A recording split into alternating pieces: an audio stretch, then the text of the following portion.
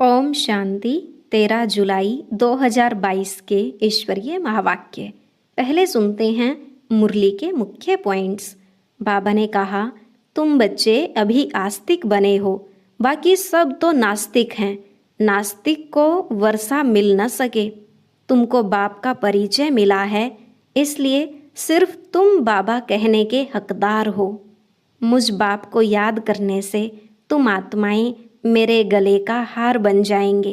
तो प्रतिज्ञा करो कि भूले चुके भी हम और कोई को याद नहीं करेंगे। तुमको वर्षा मिलना है एक बाप से, इसलिए दूसरे से तुम्हारा कोई काम नहीं। बुद्धि में रहे, मेरा तो एक शिव बाबा, दूसरा ना कोई। तुम्हारा बाप शिक्षक एक मैं ही हूँ। भले ब्राह्मणी तुमको पढ़ाती है, परंतु वह भी मुझसे ही पढ़ी है, इसलिए तुम सिर्फ मुझे याद करो। कालों का काल महाकाल बाप तुमको लेने आए हैं। यह पुरानी दुनिया अब खत्म हो जाएगी, फिर रावण राज्य मुर्दाबाद और राम राज्य जिंदाबाद होगा। तुम्हें साक्षी हो पुरुषार्थ करना और कराना है। कभी ये विचार न आए कि ड्रामा में होगा तो पुरुषार्थ कर लेंगे। यहाँ सब काम चिता पर बैठ जलकर खाक हो गए हैं, लेकिन बाप तुम्हारे ऊपर ज्ञान वर्षा कर रहे हैं। तुम्हें सबको दुबन से निकालना है।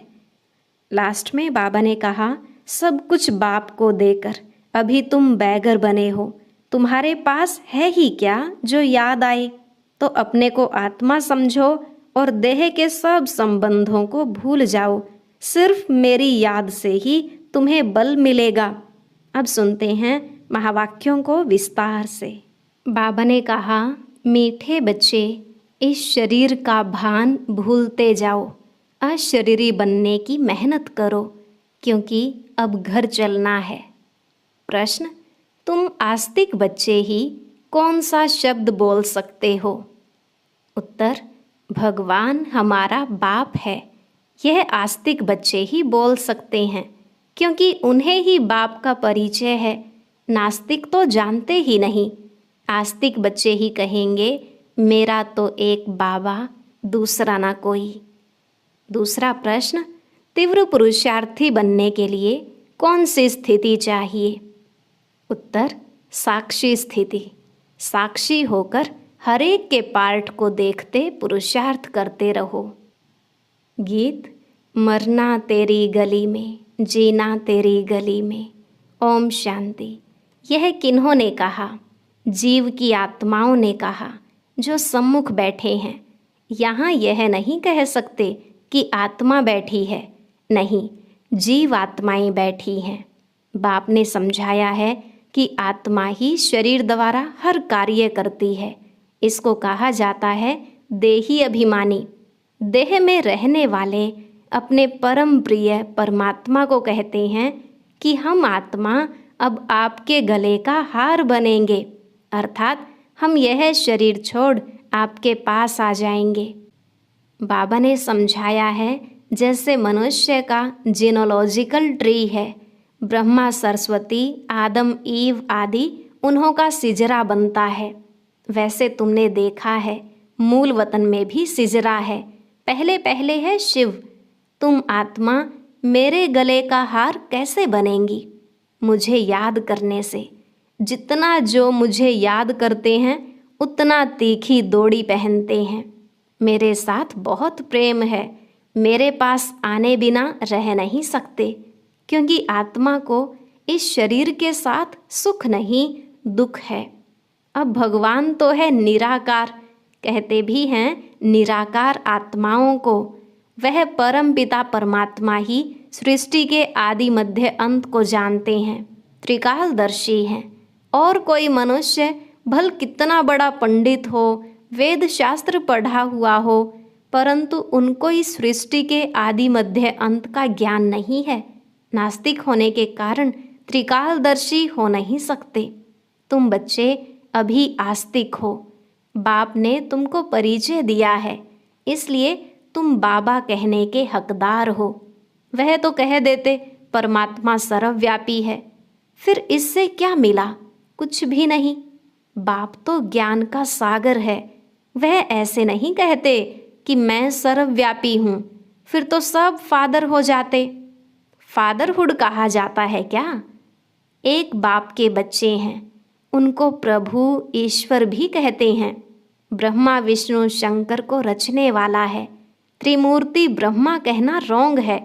ब्रह्मा विष्णु शंकर का भी बाप वह शिव है। उसने ब्रह्मा को एडॉप्ट किया है। तुम भी जानते हो, ब्रह्मा के मुख से परमपिता परमात्मा शिव द्वारा हम त्रिकालदर्शी व स्वदर्शन चक्रधारी बन रहे हैं। स्व अर्थात आत्मा का ज्ञान। आत्मा को ही स्वराज्य मिलता है। आत्मा अविनाशी है, शरीर विनाशी है। आत्मा ही अच्छे व बुरे सभी संस्कार धारण करती है। तुम जानते हो, हम आत्मा अभी तमोप्रधान हैं। कहा भी जाता है पतित आत्मा व पावन आत्मा। शरीर का नाम नहीं लिया जाता है। पुण्य आत्मा, महान आत्मा। आत्मा की ही महिमा की जाती है। आत्मा परम पिता परमात्मा बाप से बैठ सुनती है। दुनिया में कोई को पता नहीं कि बाप ऐसे बैठ बच्चों को पढ़ाते हैं। अभी तुम समझते हो कि हम बाप के बने हैं। बाप से हमको वर्षा लेना है, दूसरे से हमारा कोई काम नहीं। आत्मा कहती है मेरा तो एक शिव बाबा, दूसरा ना कोई। स्टूडेंट समझेंगे मेरा तो एक टीचर। तुम्हारा एक ही बाप शिक्षक है, वह पतित पावन बाप है। सभी आत्माओं का कनेक्शन उस बाप शिक्षक से ही है। भल कोई ब्राह्मणी पढ़ाती है, परंतु वह भी मुझ बाप से ही पढ़ी हुई है। बाप कहते हैं तुम मुझे याद करो, न कि ब्राह्मणी को। अब तुम बच्चे मुझ बाप को जान गए हो, पहचान गए हो। अब तुम आस्तिक बने हो। जो नहीं जानते वह हैं नास्तिक, निधन के। बाप का नाम रूप देश काल क्या है कुछ भी नहीं जानते। कह देते उसका कोई नाम रूप नहीं है। अब तुम जानते हो जरूर उनका नाम है शिव। वह अपना शरीर तो धारण करते नहीं, इसलिए उनका नाम कभी बदल नहीं सकता। तुम जानते हो हमारे 84 जन्मों का नाम रूप बदलता जाता है। उनका नाम तो है ही शिव। जैसे आत्मा का रूप है वैसे परमात्मा का भी रूप है। ऐसे नहीं कि परमात्मा कोई अखंड ज्योति बहुत बड़ा है। बाप कहते हैं जैसे आत्मा स्टार मिसल है वैसे मैं भी हूँ, परंतु मेरे में ज्ञान है, इसलिए मेरी महिमा है। सच्चित आनंद स्वरूप ज्ञान का सागर है, चैतन्यता है, तब तो ज्ञान सुनाते हैं।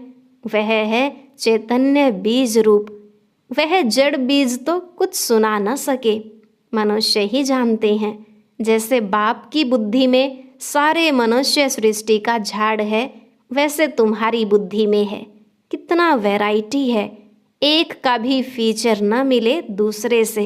हर एक का फीचर अलग अलग है, हर एक का अपना अपना पार्ट है। बाप समझाते हैं कितना बड़ा बेहद का नाटक है, कितने वैरायटी फीचर्स हैं। सभी इस ड्रामा में एक्टर्स हैं। जबकि यह ड्रामा अविनाशी है तो कोई भी एक्टर बदली नहीं हो सकता। तुमको मालूम पड़ा है कि हमारे 84 जन्मों के 84 नाम पढ़ते हैं। अभी नाम भी पूरे हुए तो वर्ण भी पूरे हुए। अब फिर रिपीट होगा, अर्थात गीता एपिसोड रिपीट हो रहा है। पहले पहले श्रीमद् भगवान की गाई हुई है, परंतु भगवान को भूल गए हैं। शिव बाबा की जयंती हो तब कृष्ण की हो।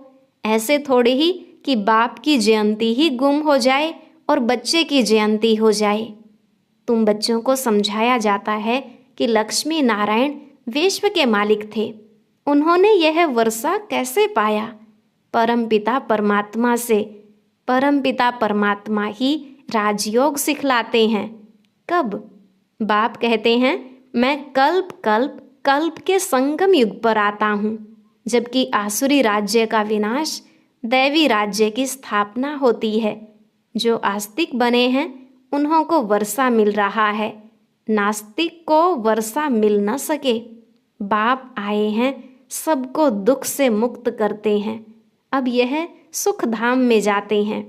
तब और बाकी आत्माएं हिसाब किताब चुकतो कर वापिस चली जाती हैं। निराकार बाप सर्व आत्माओं को घर ले जाने के लिए आए हैं। ले जाने वाले को महाकाल, कालों का काल कहा जाता है। कालों का काल महाकाल का भी मंदिर है। महाकाल शिव है, वह सोमनाथ, रुद्र कहो, सम्मुख कहते हैं मैं इन सभी आत्माओं का गाइड हूँ, सभी को साथ ले जाऊंगा। बाप कहते हैं तुमको इस रावण के राज्य से लिबरेट करता हूँ। यह है रावण राज्य। अब रावण राज्य मुर्दाबाद हो, राम राज्य जिंदाबाद होना है। राम राज्य चाहते तो सब है ना, तो जरूर रावण के राज्य का विनाश चाहिए। बाप समझाते हैं अब यह पुरानी दुनिया ही खत्म होनी है। आदि सनातन देवी देवता धर्म को बिल्कुल ही भूल गए हैं। यह वही गीता एपिसोड चल रहा है। यादव कौरव भी बरोबर हैं। यादव वही यूरोपवासी हैं। मुसल इन्वेंट करने वाले हैं। यह भी लिखा है इंटरनेशनल लड़ाई में सब खत्म होंगे। कोई अपने आदि सनातन देवी देवता धर्म को नहीं जानते। गाया भी जाता है रिलीजन इज माइट। रिलीजियस आदमी को अच्छा माना जाता है, इररिलीजियस को बुरा माना जाता है। तुम जानते हो भारत रिलीजियस था, आदि सनातन देवी देवता धर्म था। अभी भारत इररिलीजियस बना है, अपने धर्म को छोड़ दिया। यह ड्रामानुसार ऐसे छोड़ना ही है। वहाँ तो महाराजा महारानी का राज्य चलता है। वजीर आदि वहाँ होते ही नहीं, कायदा नहीं। जब पतित बनते हैं तब वजीर आदि की दरकार रहती है। अभी तो एक एक राजधानी को कितने वजीर हैं। एक की मत न मिले दूसरे से कितना मतभेद में आते रहते हैं। अभी तुम बच्चे जानते हो कि बाबा हमको पढ़ा रहे हैं मनुष्य से देवता बनाने। बाप कहते हैं सभी अपने को आत्मा समझो, देह के इन सब संबंधों को भूल जाओ। एकदम बैगर बन गए, सब कुछ दे दिया, शरीर भी दे दिया, बाकी क्या रहा? कुछ भी नहीं। परमपिता परमात्मा कहते हैं मैं आत्माओं से बात करता हूँ, आत्माओं को ले जाना है। इस शरीर के भान को भूलते जाओ, इसमें ही मेहनत है। बाप कहते हैं मीठे बच्चों, सारा कल्प तुम देह अभिमानी रहे हो, लौकिक बाप को ही याद किया है। अब देही अभिमानी बन मेरे को याद करो, मेरी याद से ही बल मिलेगा। हे बच्चे, हे आत्माएं, मामेकम याद करो, दूसरा ना कोई। भूले चुके भी और कोई को याद नहीं करना है। तुम यह प्रतिज्ञा करते हो बाबा मेरे तो आप एक ही हो, हम आत्मा हैं, आप परमात्मा हो। आपने बतलाया है आत्मा हमारे बच्चे हो। अब रावण के दुख से तुमको लिबरेट कर वापस ले जाने आया हूँ। अब बच्चों को धीरज धरना है। जब राजधानी स्थापन हो जाएगी तो फिर यह महाभारी महाभारत की लड़ाई लगेगी। तभी कलयुग बदल सतयुग हो सकता। तो मैं कालों का काल ठहराना। मैं बाप भी हूँ तो शिक्षक भी हूँ, पतित पावन भी हूँ, फिर मैं महाकाल भी हूँ। कहाँ ले जाऊँगा? मीठे बच्चे मुक्तिधाम में ले जाऊँगा। यहाँ से मुक्त होंगे तो स्वर्ग में आएंगे। तुम पढ़ते हो भविष्य में देवी देवता बनने। अब तुम ब्राह्मण ईश्वरीय संतान हो। सब कहते हैं हम ब्राह्मण ईश्वरीय संतान हैं, ब्रह्मा की औलाद भाई बहन हैं, विकार में जा नहीं सकते। हम ईश्वरीय पोत्रे पोत्रियां हैं, उनसे हम वर्षा ले रहे हैं। जितना जो पुरुषार्थ करेंगे उतना पद पाएंगे।